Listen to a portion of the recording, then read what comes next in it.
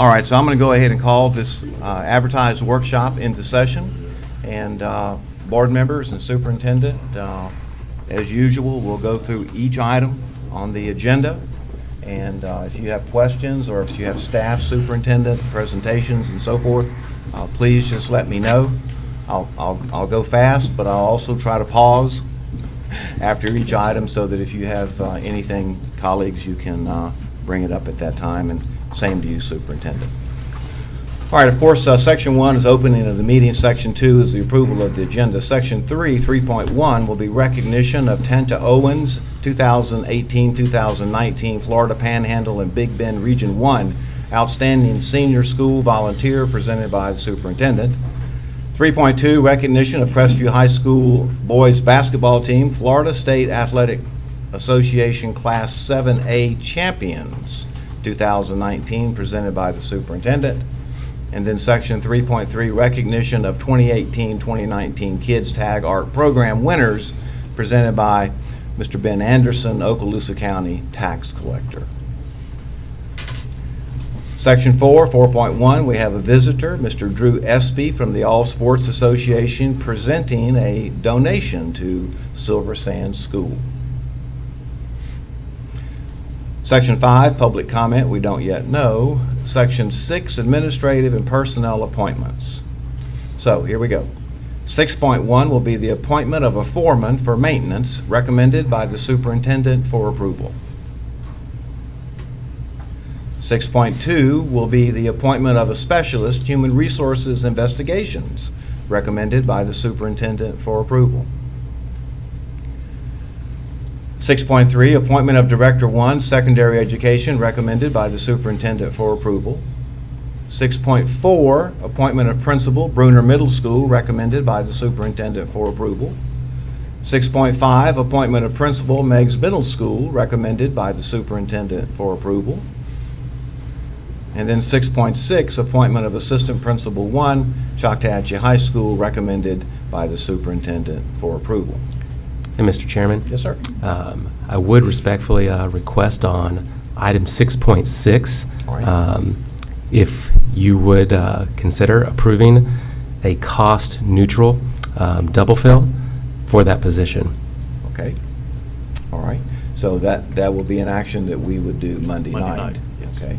And so that there would be a recommendation of a motion, and I see it's on there on the agenda, to approve the appointment there. I believe that's on there. Yes, sir. Okay. Yep.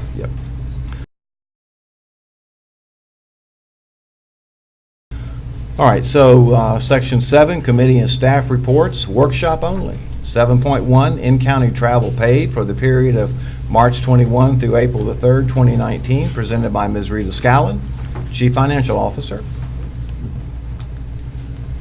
7.2, out-of-county travel paid for the period of March 21 through April the 3rd, 2019, presented by Ms. Rita Scallon, Chief Financial Officer. 7.3, quarterly report service agreements under $5,000 threshold for internal and budgetary funds, presented by Mr. Vince Wyndham, Program Director, Purchasing. And then 7.4, quarterly report short-term facility use contracts and lease agreements under the $5,000 threshold, presented by Mr. Vince Wyndham, Program Director, Purchasing. All right, so moving on to consent agenda, 8.1 will be approval. 8.2, approval of the minutes of the student disciplinary hearing of April the 4th, 2019. Minutes of the workshop meeting of April the 4th, 2019. Minutes of the regular meeting of April the 8th, 2019, all recommended by Superintendent Chambers for approval. 8.3, appropriation of District 2 School Board Member Capital Outlay Funds to Fort Walton Beach High School for tables for instruction and testing in the amount of $4,998, presented by Mr. Dewey Destin and recommended by Superintendent Chambers for approval. 8.4, appropriation of District 2 School Board Member Capital Outlay Funds to Silver Sands School for self-help track facility resurface upgrade in the amount of $15,000, presented by Mr. Dewey Destin and recommended by Superintendent Chambers for approval.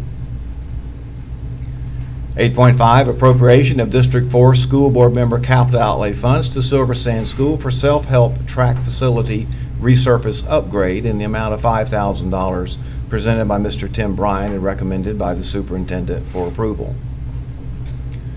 8.6, self-help project track resurface upgrade at Silver Sand School, presented by Dr. Bill Smith, specialist, facilities planning and maintenance, and recommended by the superintendent for approval. Dr. White, Yes, if I could, Dr. Smith, I know you'll have the answer for this, so I know I'm not putting you on the spot, but could you kind of explain to the general public the kind of surface we're going to put down there? Will this, of course, this will be one of the more advanced surfaces. I'm taking it right. It's a high-grade asphalt track that we use to overlay. We also treat the cracks that are in the existing asphalt that's there to give them a new surface to run on, and of course the striping will follow. But it'll give them back to original what they originally had. Okay. And it's off a district-wide contract that we have. All right, thank you, sir, and I do apologize. That's okay. Yeah. Thank you, Dr. Smith. Thank you, Mr. Bryan. All right, so moving on to 8.7, self-help project pole barn structure over the batting cages at Baker School, presented by Dr. Bill Smith, specialist, facilities planning and maintenance, and recommended by the superintendent for approval. 8.8, budget amendment number 7, fiscal year 2018-2019, presented by Mrs. Rita Scallon, Chief Financial Officer, and recommended by the superintendent for approval. 8.9, monthly financial statement for March 2019, presented by Mrs. Rita Scallon, Chief Financial Officer, and recommended by the superintendent for approval. 8.10, invoices to be approved for payment, presented by Mrs. Rita Scallon, Chief Financial Officer, and recommended by the superintendent for approval. 8.11, school donations, presented by Mrs. Rita Scallon, Chief Financial Officer, and recommended by the superintendent for approval. Dr. White, if I can. Yes, sir. Again, as always, thank you to our community partners who help give money to the schools to support various projects and opportunities for our students, and we do appreciate our community support. Thank you, Mr. Bryan. All right, 8.12, payroll warrant register and accounts payable warrant register for March 2019 totaling $26,148,960.26, and bank transfers for March 2019 totaling $3,145,000, presented by Mrs. Rita Scallon, Chief Financial Officer, and recommended by the superintendent for approval. 8.13, proposed school operational support staffing grid and school supplement grid discretionary budget for fiscal year 2018-2020, presented by Mrs. Rita Scallon, Chief Financial Officer, and recommended by the superintendent for approval. I do have some comments. All right, so Mr. Chambers, you'd like for Ms. Scallon to come up, or however you want to approach that, and you have some comments or questions? I do. Okay. So do you want me to start? Well, I guess so. All right, All go right. ahead. So in the interim between yesterday when we heard about this being added and this morning, I've spoken to 6 or 7 principals who will be impacted or whose colleagues will be impacted by this staffing approach. And most all of them feel strongly that the loss of an assistant principal at the elementary level would do great damage to their programs that they have now, not just instructionally, but disciplinary-wise too, particularly in a time when we're asking so much more of our school principals and when they are growing, the schools are growing, and the discipline issues are so different than those we've encountered in times past in this school district or in any other school district. And the sense is that an assistant principal operates much like an SRO, and we've said, you've heard me say many times, that I wouldn't want to be a school principal today without an SRO. And a lot of their impactiveness and their effectiveness is due to the fact that they spend time getting to know our students and building a rapport with the students, with the communities, and with the parents. And because they have that rapport with the students then do not want to disappoint that trusted adult, so they're able to keep the discipline in line in that role too, and be a bridge into the communities. So they would recommend that if you could cut anywhere else besides the school base, they would be so appreciative of that. And looking at getting the return on their investment, respectfully, every single one of these people respectfully suggest that the district staff could be cut more deeply in order that those resources could be pushed back to the schools. And even in saving the position, put the person at the school to help with school abilities at the school. And one person, echoed by a couple of others, said in the professional development arena, they could see losing positions in that arena, and that would save on reduction in costs with the subs that are having to put in place every time there's that event. Not to diminish the value out of that, but to understand that we can get some of that value back in free resources that are offered through avenues like Fiddlers and Finn and others. And we understand that in budget crisis, every cow is a sacred cow to its mother. And I would say that when I was a district level director and when I was a principal. And having been on the receiving end of both, as a district level director, at times being asked to cut my own staff, I know that's hard. It's incredibly hard on a number of levels. And at the school base, having positions cut too, when I was a principal at all three of my schools, had to deal with that. So I know that everything you look at is critical, and I admire you and certainly Rita for having to face that. I know that when you're up against a wall, you have to make cuts somewhere, and someone has to, for lack of a better term, suck it up and be the good soldier and take it on the chin. But I really have to be an advocate for our school-based people, our school-based principals and teachers, and say that if we can keep the cuts away from the principals and the teaching staff, then it would be my recommendation that we do that. Thank you for hearing me. Yes, ma'am, absolutely. And I do appreciate that. And I think, first of all, I think we know we have some fantastic principals in the school district. We do. We have fantastic assistant principals in the school district as well. And just like some of you on the board here, you've been assistant principals and principals, as have I.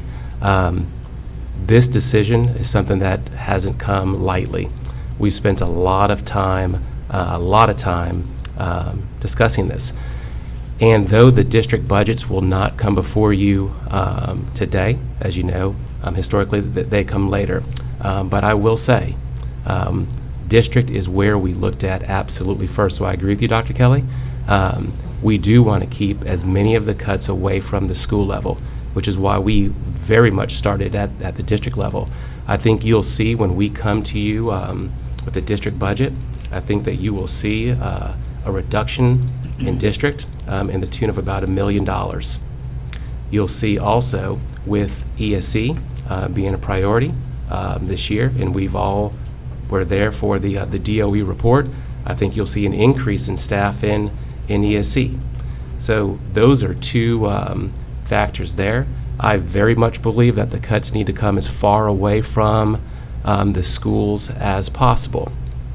But I'll also say, when you look at this upcoming budget that is coming, and I'm going to ask Rita in a second to share some information about the budget, but when you look at the budget that's coming, we all know that last year, I believe the amount, and I could be speaking wrong, it was about 47 cents of an increase, which I think we all were a little disappointed, to say the least, with that increase.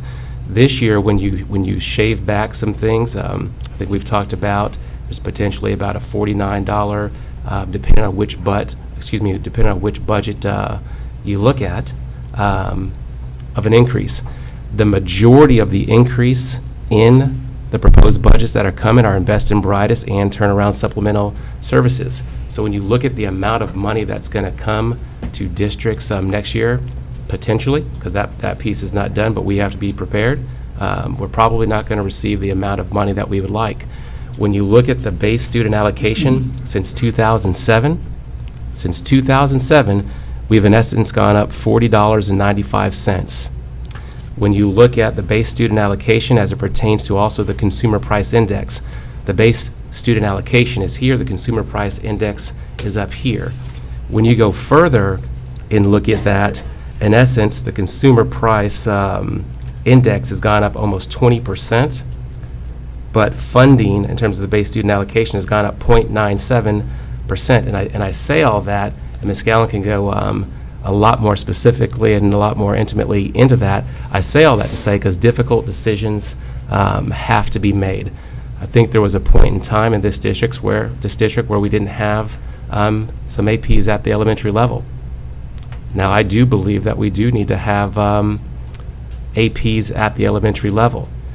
Sometimes in difficult times, we do need to make some difficult decisions. So just to kind of recap, you will see reductions at the district level. But if we're going to make some adjustments, for example, whether it be instructionally or ed support, I do think that we also need to be sure that we're looking at administration as well. Okay, And if you don't mind, Rita, if you'd come up and give some more specifics. And while she's doing that, I guess the reality is we have declining revenue and increased cost. And I know that the board members know this.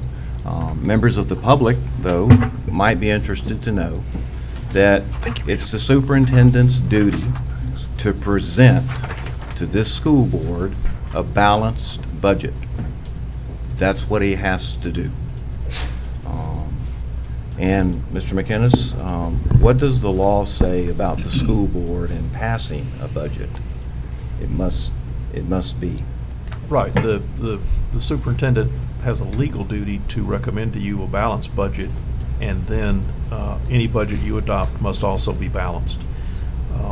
Once the budget is presented by the superintendent in a balanced format, then it does become the board's budget to work from, but then you're bound to also adopt a balanced budget. So, how I've seen this happen before is that the superintendent, and of course the staffing grid, as we know, is all preparation for him to present a balanced budget. And when you spend roughly 90% of every dollar, 90 cents of every dollar on personnel costs, when it comes time to balance that budget, the sad reality is exactly as it's been presented.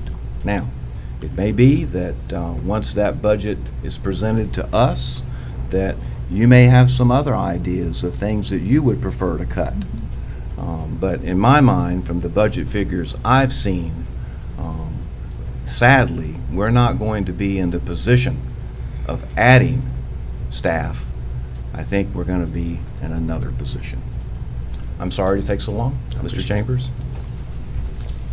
Okay, I passed out some information to you, and then I'm going to be brief today and kind of summary level, and of course at some other time I can get into more specific details, or if you have questions, y'all can certainly call me. But to echo what the superintendent said, the budget process is about a 3-month period.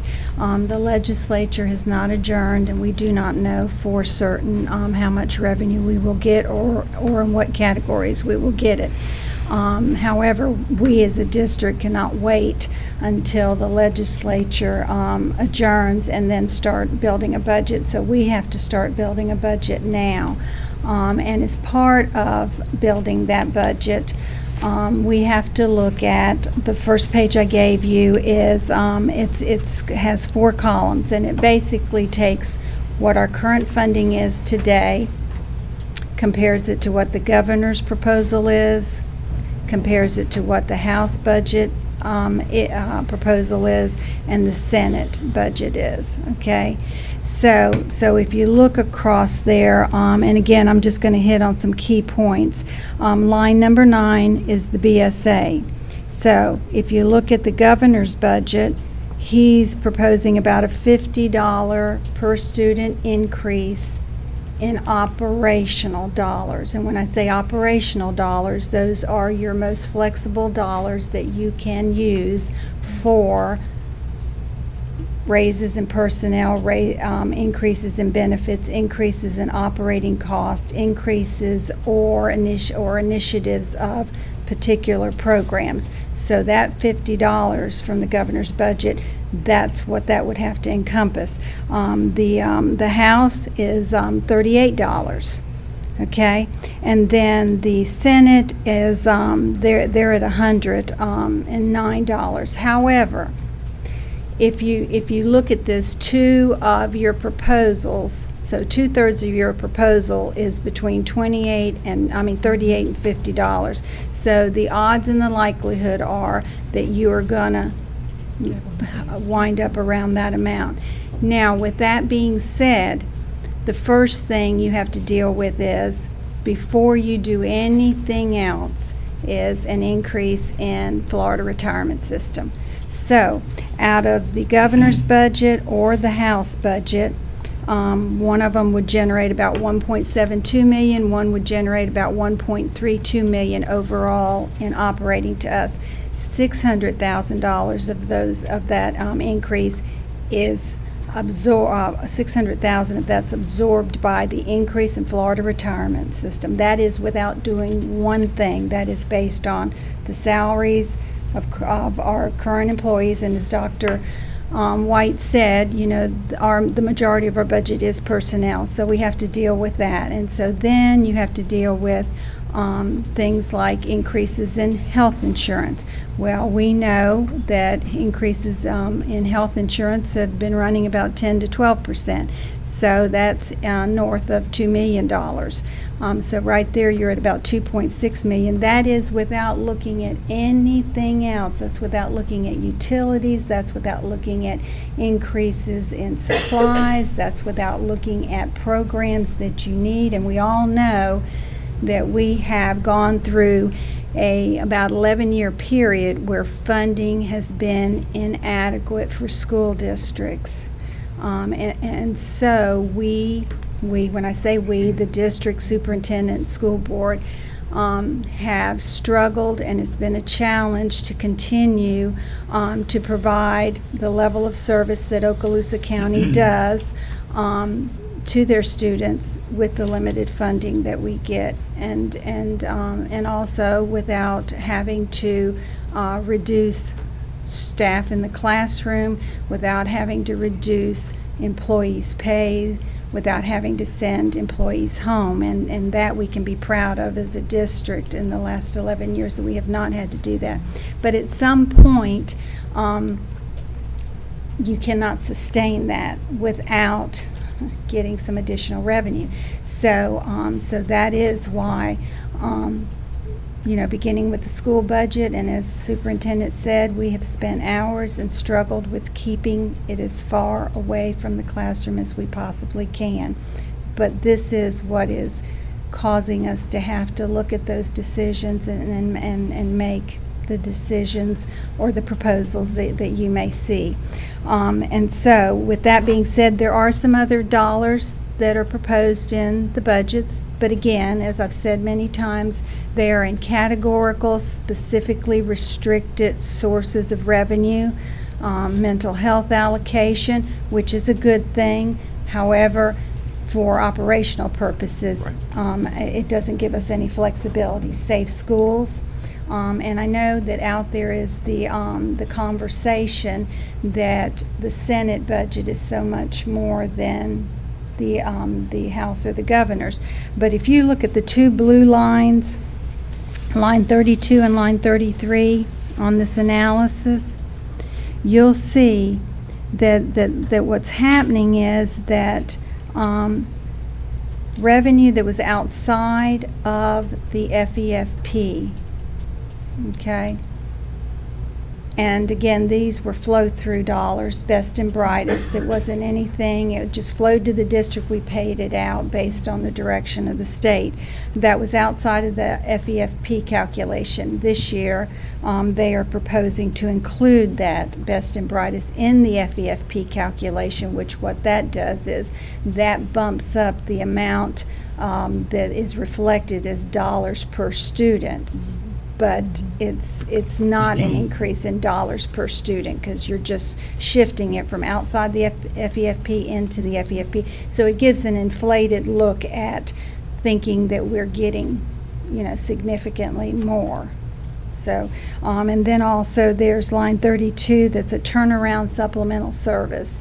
And that's added to the amount per student. And so that'll be restricted and specific purpose, okay? And then all the peach-colored lines are the ones where the House and the Senate are in agreement. So pretty much what you can bank on is that those dollars will wind up in those areas with that amount, okay? Okay, the second page, and I have a number 2 on it. This is just giving you a visual of what Mr. Chambers mentioned to you about the BSA. If you look at it in 0708, it was $4,163.47. And today, currently, it's $4,204.42.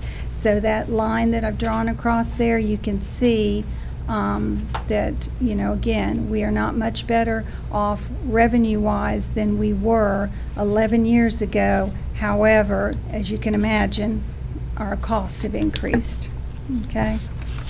And the third page, again, this is just another visual to what the superintendent mentioned. You see in 0708, started off the BSA and including the CPI, were even. Okay, so you can see over the 11 years what we actually received versus if we had received an increase relative to the Consumer Price Index. Okay, and the Consumer Price Index, of course, is the index that tracks the average of increases throughout the year in cost. Okay. And so then if you flip over to page 4, this page, what I tried to do was show you, and again, to ditto what the superintendent said and give you a visual. You can see, same thing with the BSA, from where we were 11 years ago to where we are today, we have received less than a 1% increase in revenue.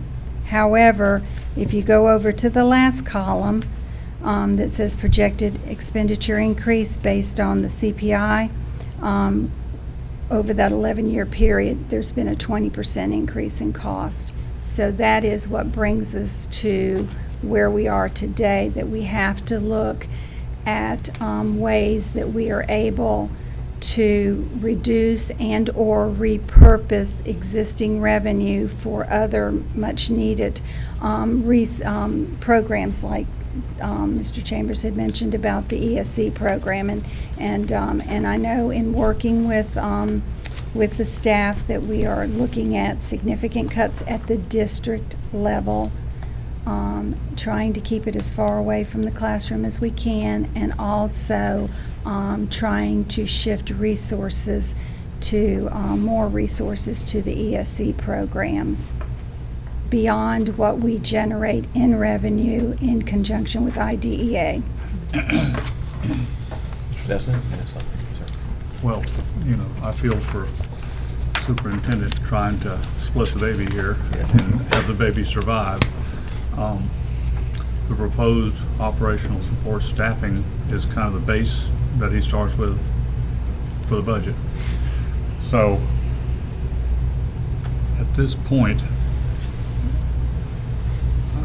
I support where he's going, but there may be a lot of changes, because I understand what Dr. Kelly is saying also, and I've not looked into the cuts we've made on the other side, where we're trying to avoid driving it down to the school level, to be able to say I am satisfied with those.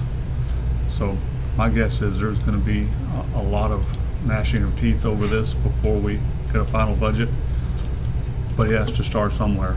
Yes, sir. So, you know, Mr. Bryan? that's the position we're in. Yes, and I'm sorry. Thank you, Mr. Destin.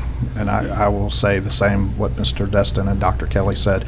My biggest concern is that when you're splitting up an assistant principal between two schools, you know, what happens at one school one day when that assistant principal's there, and then they're supposed to be at another school the next day, but then something arises at the school that they might be at. That was my concern, my biggest concern, and I also look at the component of grooming assistant principals into that next position of leadership.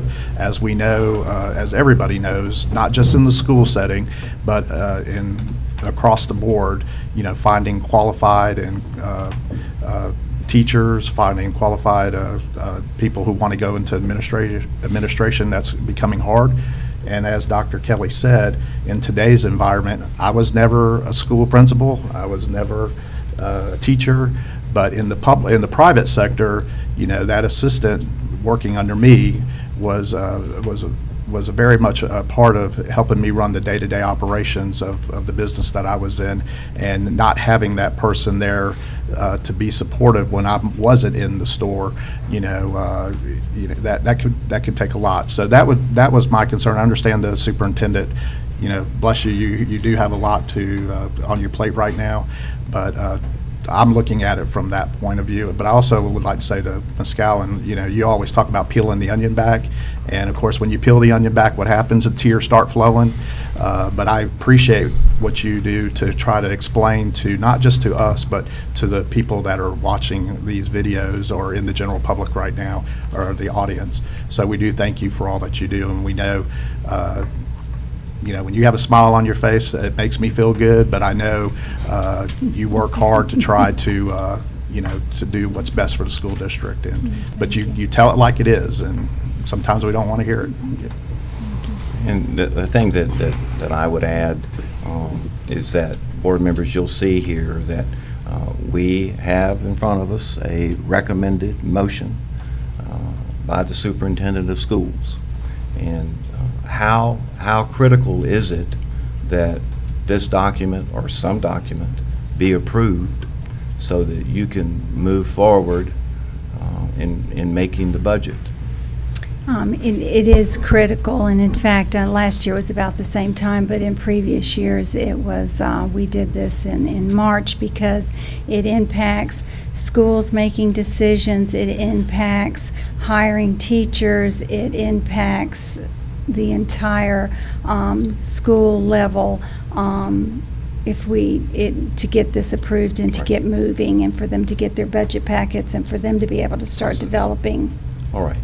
And then the other thing I thought about when I saw this is that, and there's some of you that remember this, we used to be site-based at these schools, and schools could make decisions about how they wanted to spend the money that they earned. And so it might be that, I know we say we've moved to a hybrid model. It might be that schools may come up, or the district may provide some kind of alternative funding formula where they could make some of these kinds of decisions. Because in some cases, a school may say, well, I'd like to have both, but since I have to pay, I'm going to pay for a reading teacher as opposed to an assistant principal. But I guess really the only one that's site-based anymore, for all intents and purposes, is the superintendent and his staff, because they have to try to do this for the entire school district and make the numbers work. And I have some compassion for you in that respect, as these other board members have said. All right. And I'd like to add on Sure. to that piece. And so Dr. Kelly, Dr. White, and really members of the board, a lot of you remember when we were site-based. So I was a principal when we were site-based. And so we right now are in a centralized model. And of course, me coming into this position on January 11th, so there's been a lot of discussions that have been had as it pertains to school level budgets. And should we, at one point in time, go back to where things are site-based? I think the vast majority of our principals right now haven't been a part of that model. But have we had discussions about moving that needle more towards a site-based model or a hybrid? We have. I very much believe that our school principals should be able to make some decisions as it pertains to their school and as it pertains to their staff. going back to coming into the position on January 11th, let's just say that we went to a site-based model for the 2019-20 school year. So you can imagine right now what that would do to a system in terms of HR, in terms of positions, in terms of bump and roll, in terms of layoff. And the last thing that I would want to do is cause some discomfort right now to a system. So we are in the model that we're in. We are trying to give our principals, even in this upcoming school year, some flexibility with some positions that maybe they haven't had in the past. And I just go back to, and I appreciate this discussion, and because believe me, I've definitely had some sleepless nights, and we've had some long senior staff meetings discussing this. I wish we were in a situation where we were funded adequately to where we could have the positions that we believe that we need for our students, for our teachers, for our schools. Unfortunately, difficult decisions have to be made, and I get it that in essence, even though it's a team approach, it becomes my decision that I bring to you. I clearly understand that there'll be people who will understand those decisions, and there'll be some who maybe they will not understand those decisions. But I understand that. I have something, Sure. please. So we're being asked to vote on this, but we're not seeing where the cuts are being made at the administrative level. So we're having to vote on this first, right? The staffing grid. Right. But but have we seen what cuts are being made on the away from the school part? Have we seen that? So I'll ask Ms. Scallon to come up. So departmentally, as you know, so not only this year, this is the process that we've gone through for numerous years, where the staffing grid comes first, and then the departments come after that. So that's something that's already been in place and that we're continuing with. Well, I'm new. This is my first go-round on the budget.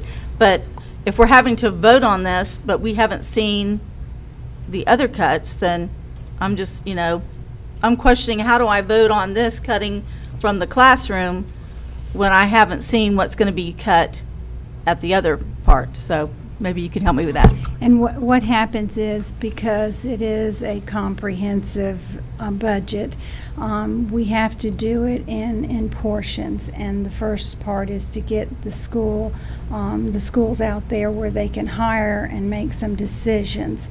But you will have the opportunity, because we have various budget meetings. We have the preliminary tentative budget meeting, and the final budget is not adopted until September.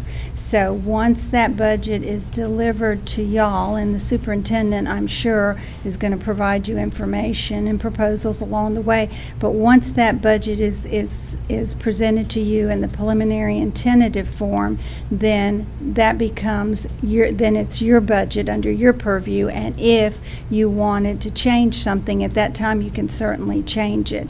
But there is and I always hesitate to say there's not a way to do it, but in this instance, I have to say there is not a way to give you a balanced budget up front in April when we don't even know for sure what we're going to get in May, and all of the decisions that have to be made. This is one time I have to say I do not know how you could ever do that. But my concern is that on the splitting an assistant principal, once we vote on that, we're not going to be able to change it when the budget is finalized. You're saying we could go back and change it? You can always make adjustments to budgets. Right. You may find something else you'd rather cut.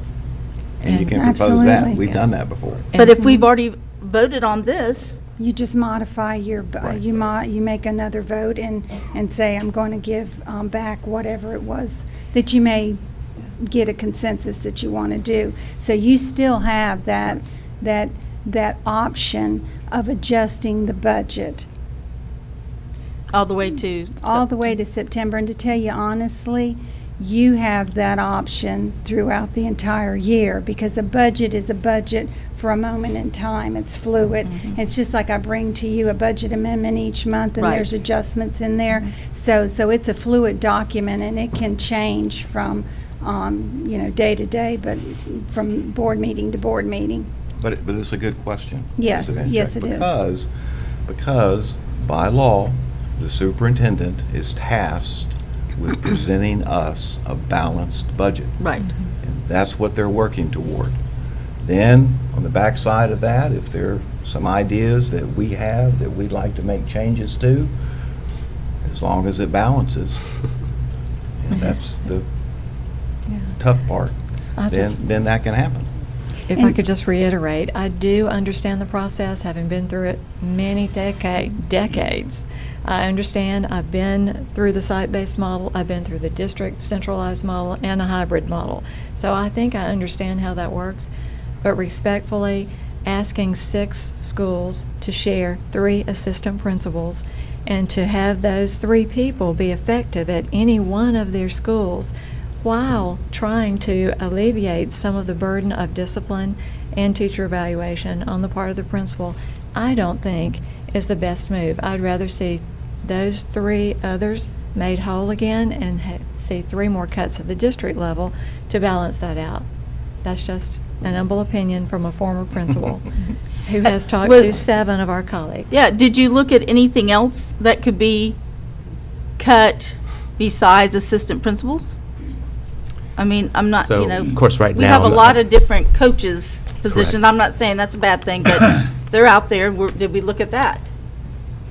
So we've probably spent about 8 weeks on this, and we've definitely looked at a number of factors, and then also the source of the funding, as you know, also makes a Right. makes a difference. So I could say, hey, we're going to do this, but that source of funding doesn't help us in our general dollars. So the thing that I appreciate, that I said the very first board meeting, that this is a school board, and I'm the superintendent, and we're going to work collaboratively. So this discussion right here, I appreciate. This staffing grid, as you know, that you see in front of you, there's a whole lot of numbers on here. And we're talking about this one item, which is important, but it's one item amongst this whole staffing grid. So I appreciate the fact that you're looking at it at this level. So I hear you. Thank you. So I hear you. And I know that this is challenging. I'm not saying that it's not, but I think it's one of those things that it looks good on paper to do this, but in reality, I think it's going to be way challenging for those schools to share that employee. I think it just doesn't work from my experience as a educator for a long time, not as an administrator, but even as a teacher. I think someone's going to not be able to get serviced, and ultimately, I don't think that's going to be good for the students. The other thing is, it's one of those situations, we all know times when we didn't have an SRO. We all know the times when, we didn't have these APs. But once you do, taking it back, that's a lot harder than not having it. And I just think they're vital. The way of the world, the way things are now, I've had some of those principals talk to me and say the discipline piece and different things that they have to do has become such a task that they need that person there. They cannot handle everything. So I really am struggling with thinking that this is good for us to have this. And I know you've worked hard on this. Believe me, I understand, so.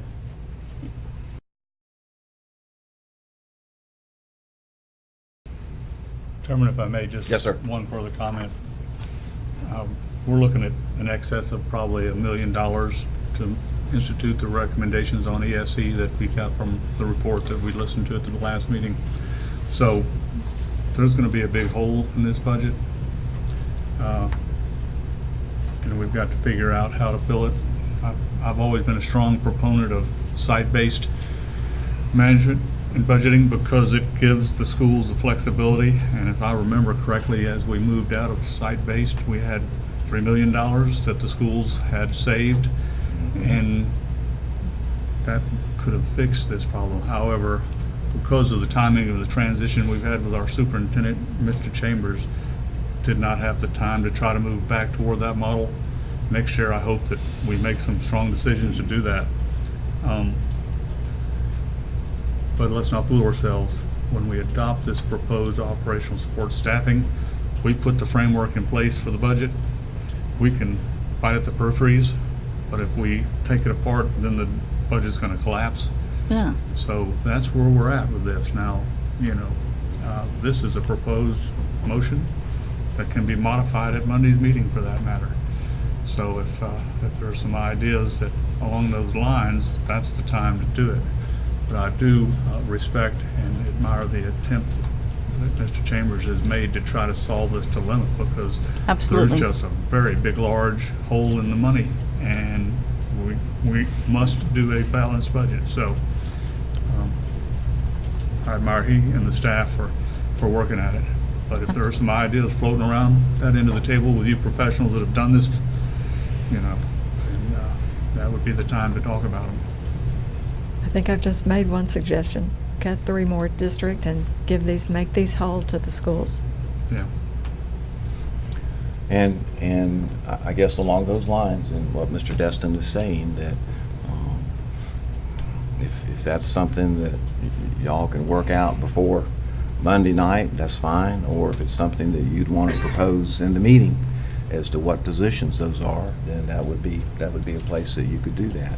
I don't know how else to deal with this issue. It's on the table. I'm assuming we're gonna get a motion, and then we're gonna vote on it. And the only way we can vote is yes or no, or we can amend it. So if you have those ideas, then, bring them in. Let's hear 'em. And I'd be more than happy to have any conversations prior to Monday. So I'd be more than happy.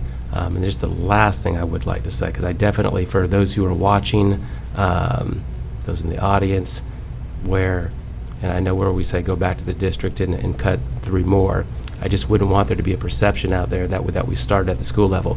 The very first place that we started looking at cuts because of where we are, budget, and as it's been explained to me, the amount of money that's coming in and the amount of money that we are spending, if we stay on this track, this model will not be sustainable. So understanding that, there's some difficult decisions that had to be made, and the first started at the district level, and we have fantastic people at the district level, and of course, some of them are in the audience right now, and they're probably thinking, who knows what they're thinking right now. Not to diminish them, they're wonderful. But they would be equally wonderful at a school. No, absolutely. The point being, we absolutely started at the district level to make it, because the leadership-wise, I think it's important to start there. But the main thing that's driving this is that we've adopted that ESE piece that we looked at last time, right? That's really what's driving this. So first and foremost, what's driving this is the budget and the Well, amount of revenue that we've received over the years, and the current model that we're in, that if Right. we continue to go forward in the current model with the revenue that we're receiving from the state of Florida, that would be difficult.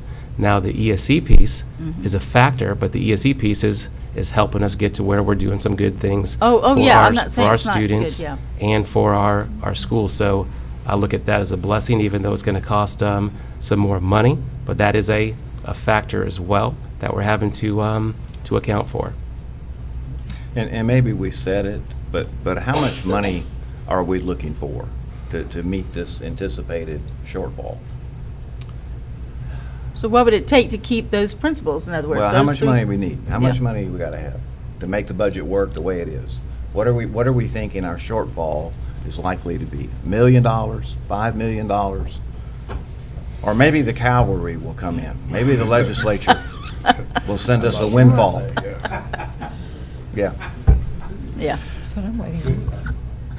Okay, I'm estimating that we need about $5 million. Okay. And let me just tell you, I can tell you right off the cuff, $600,000 increase in Florida retirement, and there's nothing we can do about that other than reduce staff.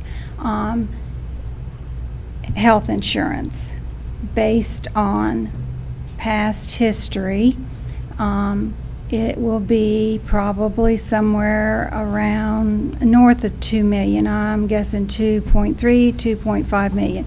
So right there, you're almost at 3 million just for those two items without looking at any other increases or any other initiatives. Now, if the legislature somehow comes out with a budget and, you know, we get $5 million in operational money, then, you know, then we probably would be okay for another year. And that's the answer, another year, right? Yeah, because, I mean, it's like Right. what I just passed out to you. This is not something that's just happened today. This has been over an 11-year period, and we have, you know, we've continued to face those challenges and make it work. And I would not be a prudent fiscal officer if I just said, Thank oh, you. we'll make it, we'll worry about it next year, because at some point, the rubber meets the road. Yeah, just to put it in perspective, Chairman, 300,000 or 400,000 a month, Yeah. right? There you go. Right. And I'd just like to say, Ms. Gallen, you said it without basically saying this. If the dam is leaking, we shouldn't put bubble gum in it. We should fix it right. We need to do. And the general public, if you would just take a moment and reach out to the people we have in Tallahassee and just ask them to properly fund public education, I mean, it would help out a lot. So, but if we don't make a voice, then it's going to continue to be the way it is. All right, we've talked about it here, and I suspect this might be something we talk about again on Monday night. And you'll see that this item's on consent agenda. And the way it works, if anybody wants to pull it off and pull it to a discussion item, then you can do that. Or it can pass on consent, however you folks want to do it. Okay, so let's go ahead, unless you have something else. I would like to see it discussed further. Okay, so we'll go ahead then at this juncture, I don't and feel we'll pull comfortable this item. voting. We'll pull this item, and it'll Okay. be moved to discussion, okay? I agree with that. Yeah, one board member can do it, so Okay. anytime there's an item on there, you can do it, okay? All right, 8.14, ITB 19-05, Chemicals for Cooling Towers, presented by Mr. Vince Wyndham, Program Director Purchasing, and recommended by the Superintendent. Just out of curiosity, Chairman, did we just have one bidder on that, or was there were Ah, all? Good question. Mr. Wyndham, thank you.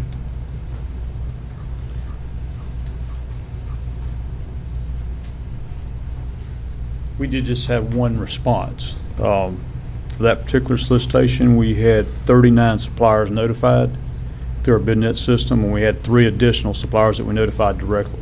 But we just did get the one Yeah, I'm supplier. always amazed by that, because it's Yeah, $40,000, and- $50,000. Well, one thing that we do, and Steve can explain more if you need him to, but we're set up a little bit different with the way we handle the chemicals. You know, a lot of times it's a full service deal. We have a person on staff and maintenance that handles a lot of those duties, so we're basically just buying chemicals.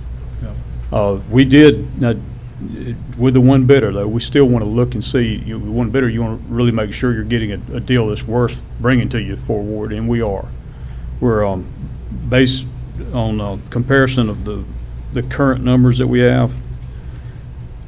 2 of the 3 items, we went down in pricing. We're also getting 2 items, chemical pump pulsation series and conductivity controller. Not sure what that is, but when those go bad, we're having to buy those as part of this contract. They are now included. Good, So we're getting some positive things out of this contract. thanks. Yes, sir. Okay, thank you, Mr. Wyndham. Mr. Destin? All right, moving on to 8.15, tag on bid ITQ 2540-MST locker purchase and service, presented by Mr. Vince Wyndham, Program Director Purchasing, and recommended by the Superintendent for approval. 8.16, tag on bid RFP 16-06, building automation systems, presented by Mr. Vince Wyndham, Program Director Purchasing, and recommended by the Superintendent for approval. 8.17, tag on bid purchase over $25,000 Siemens presented by Mr. Vince Wyndham, Program Director Purchasing, and recommended by the Superintendent for approval. 8.18, tag on bid purchase over $25,000, Allen J. Fleet Sales, presented by Mr. Vince Wyndham, Program Director Purchasing, and recommended by the Superintendent for approval. 8.19, tag on bid purchase over $25,000, Polar King, presented by Mr. Vince Wyndham, Program Director Purchasing, and recommended by the Superintendent for approval. 8.20, tag on bid purchase over $25,000, Mohawk, presented by Mr. Vince Wyndham, Program Director Purchasing, and recommended by the Superintendent for approval. 8.21, tag on bid purchase over $25,000, Weatherproofing Technologies Incorporated, presented by Mr. Vince Wyndham, Program Director, Purchasing, and recommended by the Superintendent for approval. 8.22, tag on bid purchase over $25,000, International Restaurant Distributors, presented by Mr. Vince Wyndham, Program Director Purchasing, and recommended by the Superintendent for approval. 8.23, tag on bid purchase over $25,000, Dell, presented by Mr. Vince Wyndham, Program Director Purchasing, and recommended by the Superintendent for approval. 8.24, sole source purchase over $25,000, Yale, presented by Mr. Vince Wyndham, Program Director Purchasing, and recommended by the Superintendent for approval. 8.25, service agreement number 19-76, Denise DeCary, presented by Mr. Vince Wyndham, Program Director Purchasing, and recommended by the Superintendent for approval. 8.26, assignment and assumption agreement of the TPM contract from Jacobs L3 to Jacobs/Titan, presented by Dr. Bill Smith, Specialist, Facilities Planning and Maintenance, and recommended by the Superintendent for approval.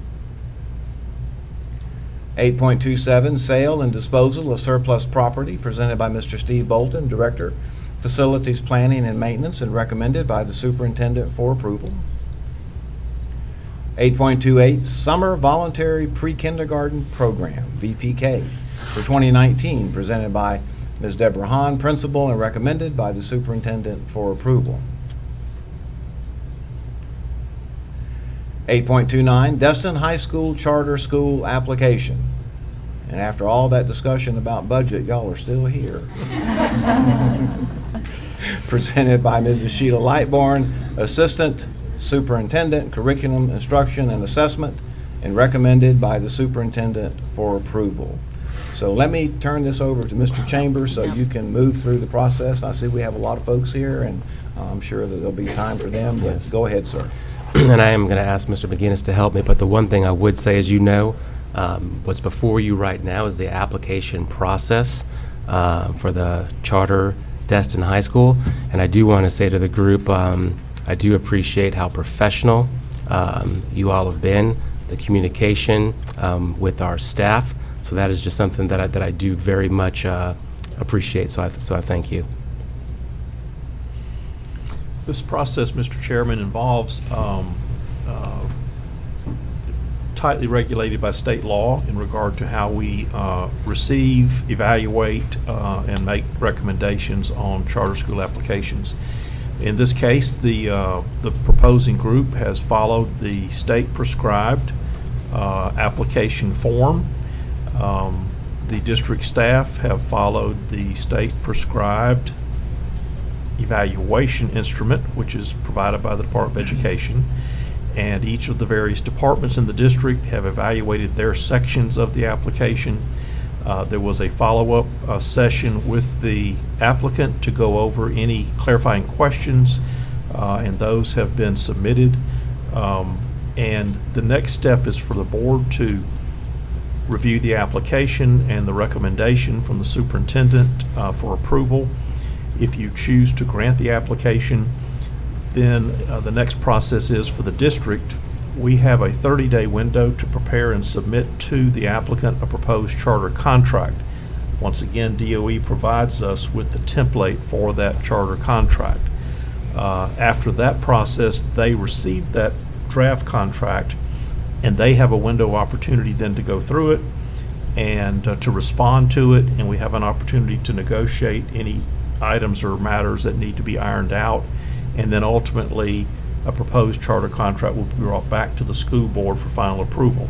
So the issue before you on Monday night and at this workshop today is a review of the application and a recommendation that it be approved. Then we will go into the business of developing the actual contract itself and can go through further negotiations to refine some of those matters in the contract. That will come back here for another public hearing and a final vote by the board. So you're not Monday night approving the actual charter, you're just approving the application that will be used then to develop the charter. All right, thank you, sir. All right, board members, any questions or thoughts or comment? Chairman, Yes, sir. I read through the district's review and didn't see anywhere where they had marked that it was inadequate. I've met off and on and periodically with the group that's in Destin working on this. They've done it in a very professional manner. Do they desire an opportunity to make any comments today? I don't think there's a great deal of angst over going forward with this issue at this time.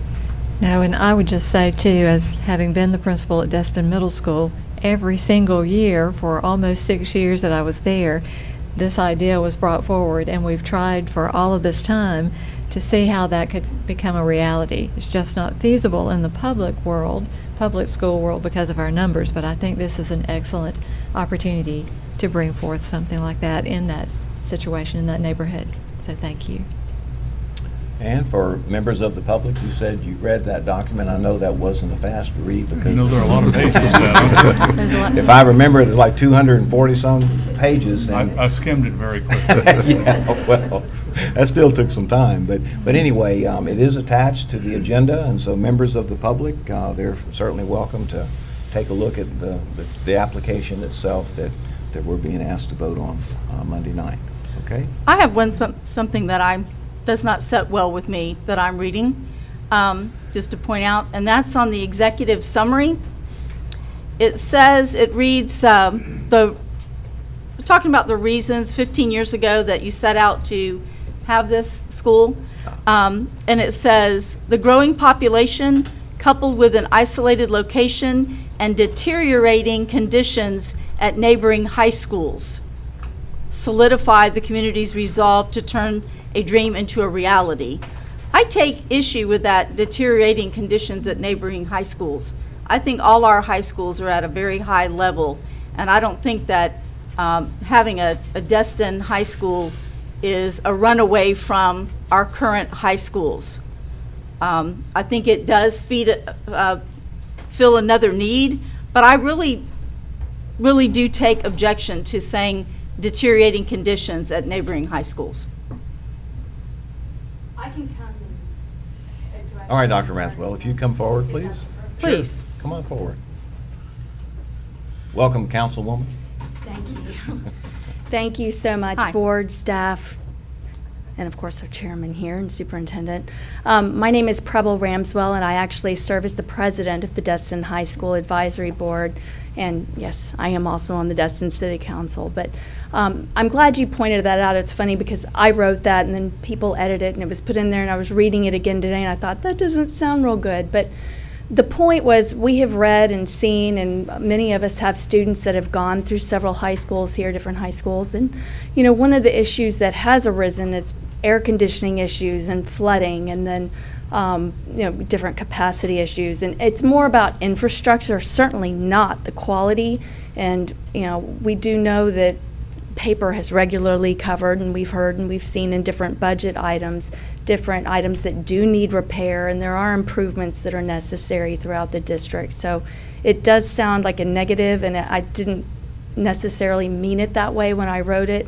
It was just taking a look at the current conditions and the needs for improvements in those schools, and certainly it relates back to funding and the ability for the district to actually fund a lot of those repairs that are extremely expensive, as we've seen and heard and all regularly live. So the physical conditions of the schools was one of the motivating factors for you wanting to have a charter school? I would say it factored in. It was one of the things that we heard from the public that was a concern, and there were other issues, like at Destin Elementary School at a younger level. the fact that there are a lot of portables and some of them, I guess, aren't grounded. I'm not sure what the proper terminology is, but in storms, they're walking through the rain and things of that nature. And that was just an overall concern that we've heard from people, not necessarily even all in Destin, but across the county. Just different concerns and things that y'all are addressing in time. It just takes time.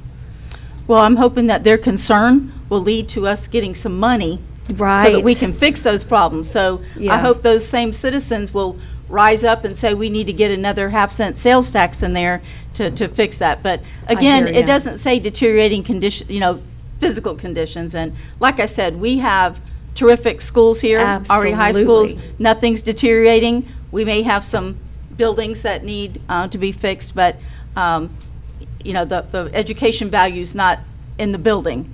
But I can see those concerns. And like I said, I hope they'll use those concerns to help us out and get something in the future. So thank you for clarifying that. Absolutely, and I want to thank you all so much for your consideration. This has been a decades-long vision for many people in the community, and I was so honored to be able to help put this particular committee together in 2016 and pull all the numbers and determine feasibility and viability and really reach this point where we are today, where hopefully we're going to see this dream become a reality. So thank you all for your part in that, and I appreciate your time and consideration. Thank you. Yeah. Thank you. Thank you.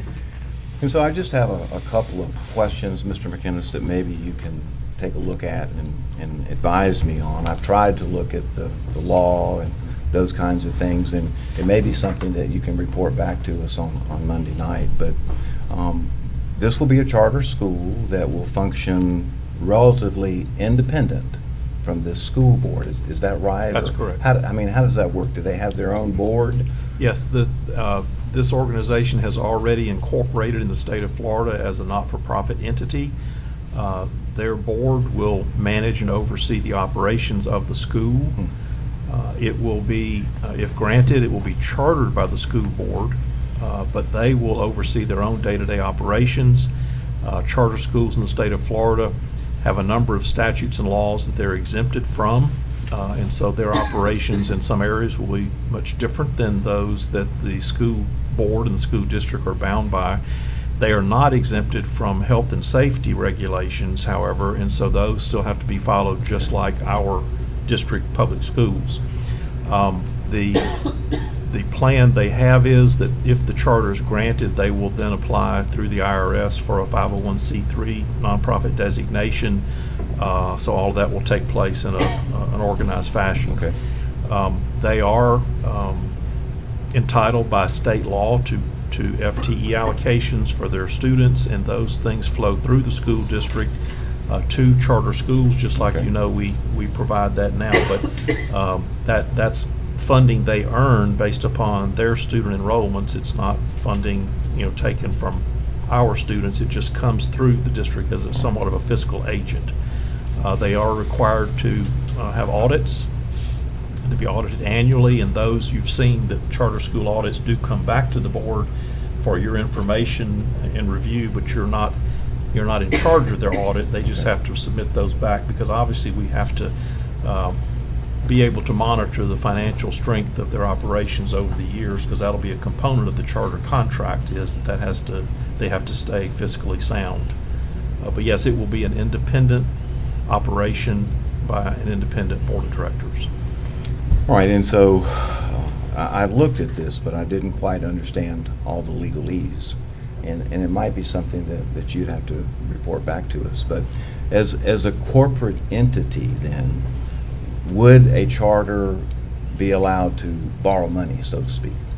Yes, sir, they can borrow money. I would say this from a financial standpoint. State statute says that a charter school does not have taxing authority. They cannot issue bonds that are secured or supported by the full faith and credit of the state or of the school board. All right. So they would have to be doing that in a private situation. Statutes also make it clear, and this is how charters operate in finance, that should they do borrowing, should they have any kind of security on any of their facilities, there has to be an indemnity for the state and the school board against any fiscal liability for that debt. that debt can only be repaid from resources or assets of that nonprofit entity. It does not become a debt of the school district. That's what I wanted to know.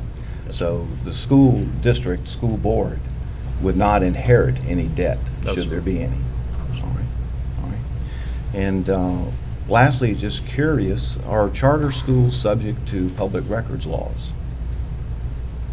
Yes, it's my belief that they are, because they also, I believe their boards also operate with notice of their meetings and Okay. things of that nature. Okay. All right. Any other questions, colleagues? Thoughts? I would just have one observation, Chairman. While the schools are in good shape, the one problem we are facing is overcrowding. Niceville's bursting at the seams. Right, So is Crestview. right. We're going to have to address that. This may be, if they're successful, a little bit of a release on the steam. That's right. But eventually, we're going to have to figure out what we're going to do with the overcrowding, because we just can't cram any more people into Niceville. Right, We're and we starting keep- lunch at 10 in the morning And we now. keep building. I mean, Yeah. we keep adding homes. That's it. So somewhere in the not very distant future, we're going to have to figure out what we're going to do about that situation.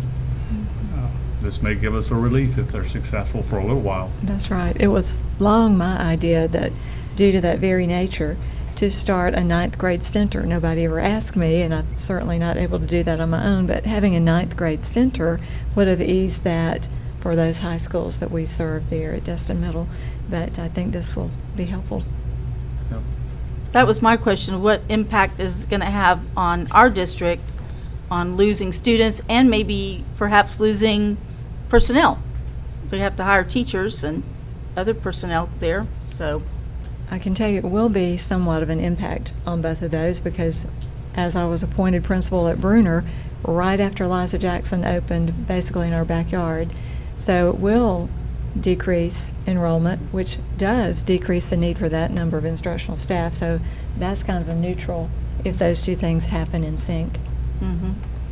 And those issues will arise in our district in the 2020-21 budget cycle, because they're proposing to open the school in the fall of 2020.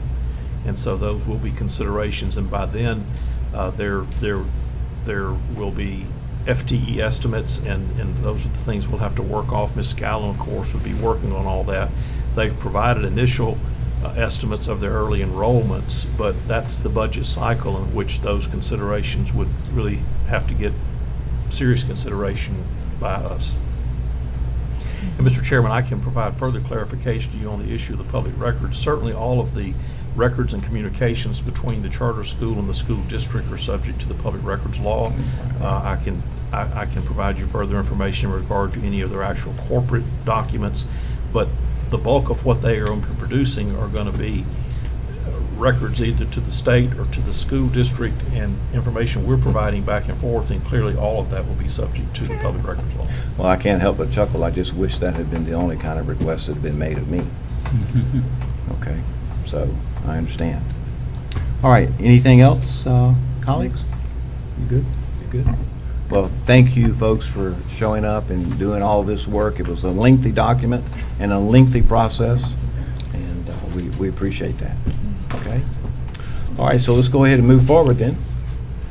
8.29, we did that one. So 8.30, cooperative agreement between the Florida Diagnostic Learning Resource System Fiddlers, FDLRS, FDOE discretionary project in Escambia, Santa Rosa, and Okaloosa counties, submitted by Ms. Melody Summer, Program Director, Exceptional Student Education, and recommended by the Superintendent for approval. 8.31, course adoptions for the 2018-2019 school year for Embry-Riddle Aeronautical University, Okaloosa Aerospace Academy, presented by Julianne Smith, Secondary Curriculum Specialist, and recommended by the Superintendent for approval. I would just like to comment on Yes, sir. this course adoption again is just another example of how we're providing these services to our students by offering an aerospace class and preparing our students for those who choose to go into the aerospace field, which we all know is very big around our county. So. Yes, sir.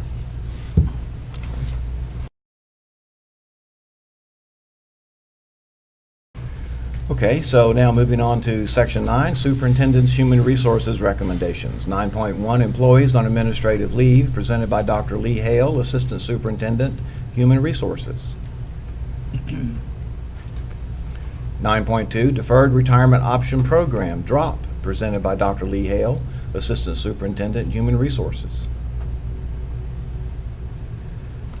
9.3, Request to advertise a public hearing for adoption of a new job description for Director, Exceptional Student Education and Student Services, Curriculum and Instruction, presented by Dr. Lee Hale, Assistant Superintendent, Human Resources, and recommended by the Superintendent for approval. Okay, this is a new position, or this is just changing the job description? So I apologize, which item? 9.3. This is the public hearing for a new job description. So this is So- a public, job description for We the already have the position. 2019-20 school year, and this is a position that would be included in that budget. Okay, so, but we have this position, correct? No, ma'am. So we're adding this position, that's part of the ESE? So it actually, Piece. of course, that's the department piece, but it actually would not be, well, it's an add, but it would be a deletion from another area, so it would be a cost-neutral director position. So moving it from one department to another department so as to not add. Okay, thank you. And maybe in addition, we could look at someone obtaining the position with the right qualifications, and then that position could be a deletion and a savings, potentially, That's a possibility. There you go. just Yeah. to start the wheels turning a little bit. So what we're looking at then is to approve a job description for a director. And what I heard the superintendent say, I believe, is that this will be coming to us as a position in the budget for the next fiscal year. Correct, and I think you've heard me talk a little bit about having someone that would be over student services, over ESC specifically, being responsible for compliance and oversight of that program. All right. But all we're being asked to do Monday night is approve the job description. Actually, you're just approving advertising for a public hearing to Thank you. adopt the job Good description. clarification. Oh, okay. Thank There you go. All right. There you go. All right, very good. Thank you. Thank you. All right, so 9.4, request to advertise the public hearing for adoption of revised job description for Assistant Principal 1, presented by Dr. Lee Hale, Assistant Superintendent, Human Resources, and recommended for approval by the Superintendent. So the same thing, right? That's right, for a public hearing. All right, 9.5, request to advertise a public hearing for adoption of revised School Board Policy 07-03, employment conditions for educational support personnel, presented by Dr. Lee Hale, Assistant Superintendent, Human Resources, and recommended by the Superintendent for approval. Mr. Chairman, as you know, the board and superintendent have been looking at developing some ethical standards to be applied to the support staff, and that's what this change does. It takes and incorporates ethical standards that are in place for instructional staff and other employees, and it's just a policy change that needed to be made to ensure that we have those same standards being implemented among those employees. Very good. And I would like to add one other piece. So you know we've made a lot of, over the course of the last year, we've put a lot of things in place as it pertains to items like this. So this is another effort to put some good policies in place for our employees. So I'm very proud to see that we have this coming before you, and that we'll have this in place. So I appreciate that. Good thing. Excellent. All right, so 9.6, cleared certification requirements and issuance of contracts for the 2018-2019 school year, presented by Ms. Karen Peak, Program Director of Professional Services, and recommended by the Superintendent for approval. 9.7, out-of-field report for the 2018-2019 school year, presented by Ms. Karen Peak, Program Director of Professional Services, and recommended by the Superintendent for approval. 9.8, personnel recommendations, presented by Dr. Lee Hale, Assistant Superintendent, Human Resources, and recommended by the Superintendent for approval. 9.9, employment separations, presented by Dr. Lee Hale, Assistant Superintendent, Human Resources, and recommended by the Superintendent for approval. 9.10, employee transfers, presented by Dr. Lee Hale, Assistant Superintendent, Human Resources, and recommended by the Superintendent for approval.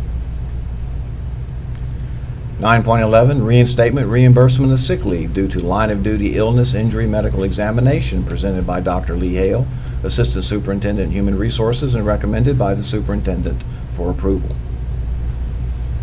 9.12, leave without pay, presented by Dr. Lee Hale, Assistant Superintendent, Human Resources, and recommended by the Superintendent for approval.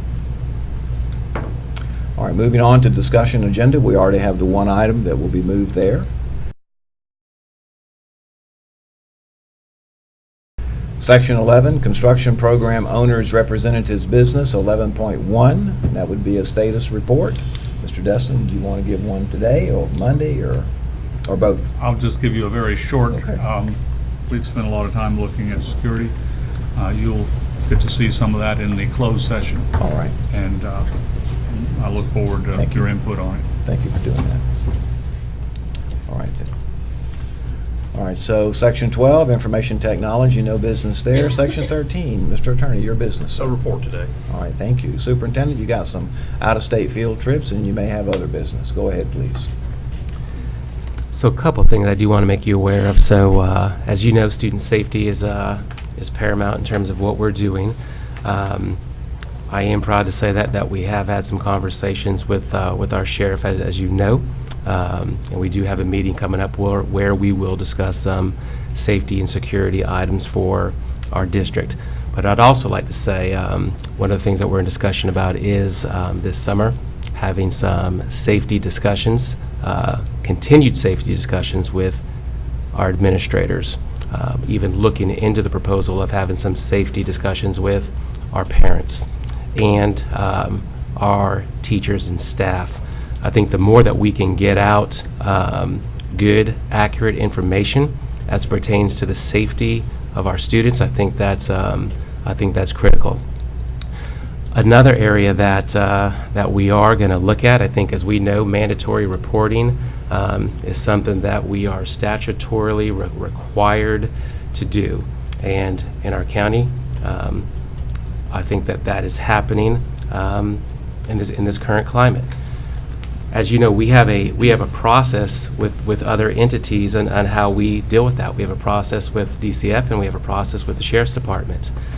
And right now, I think in our county, and I do want to say it this way, and I've said it a number of times, I think the vast majority of our teachers, of our support staff, of our administrators are doing the right thing each and every day for our students, for their families. Admin leave is a byproduct of this process that we have. So one of the things that I do, that we are going to do, is we're going to have a meeting with the sheriff and kind of talk about where we are in this process and how this process impacts the school district and how this process impacts the sheriff's department. So I just do want to say that we're going to have that type of a meeting coming up, and just reiterating the fact that the vast majority, the overwhelming majority of our teachers, of our support staff, of our principals are doing the right thing each and every day for our students. And that's all I have. All right, all right. All right, thank you, sir. And so now we go to board members' announcements and requests for information. That's section section 15.